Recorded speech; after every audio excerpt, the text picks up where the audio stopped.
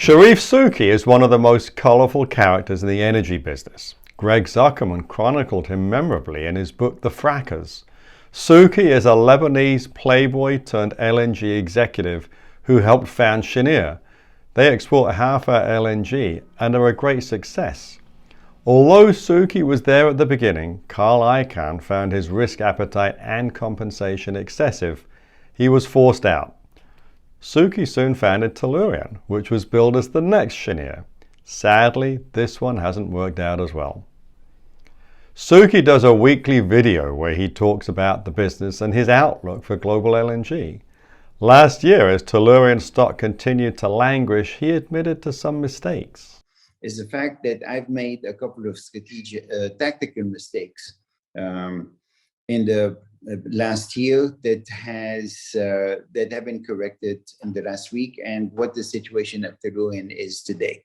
So the tactical mistakes. First, we thought a year ago that selling some capacity based on market price in the rest of the world was the right thing to do. In hindsight, given that a lot of the potential prospects to provide the equity for Driftwood are going to be strategic investors who will be interested in that capacity themselves for their own accounts.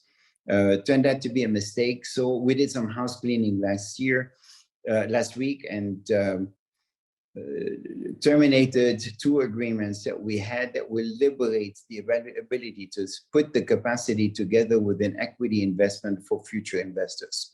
He was trying to build his bullish view on global natural gas prices into the liquefaction deals Tellurian was negotiating.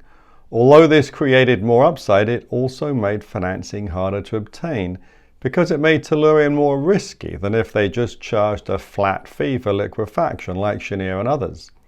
This was an example of Souki having too big a risk appetite. He also admitted to a second mistake on financing. The second tactical mistake that I made is I focused too much on the fact that we were trying to stay on schedule, and the financing that we pursued was meant to keep us on that schedule. The markets kept getting worse and worse, and the financing, which would have been affordable when we started the process, became more and more expensive. Because of these missteps, Tellurian lost contracts they'd worked hard to win because they were taking so long to get Driftwood, their LNG export facility, started that the buyers were able to exercise their right to walk away.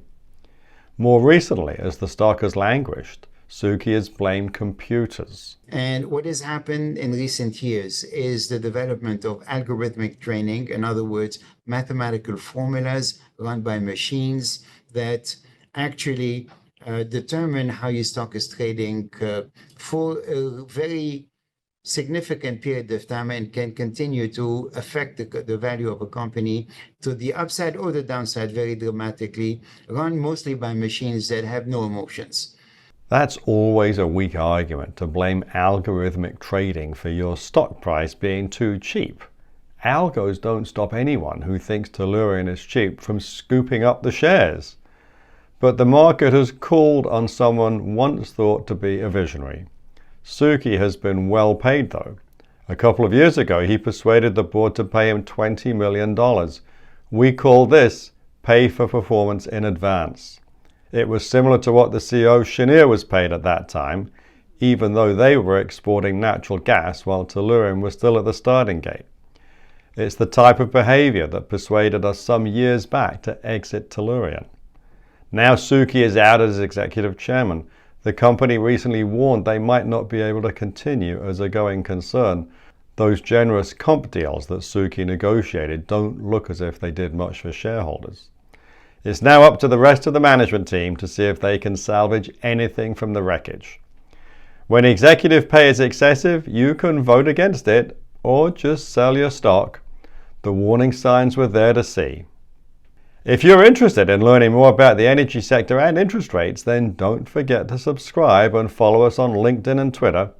Our handles are in the description box below. To find out more about what we're thinking, you can sign up for our twice-weekly blog at sl-advisors.com.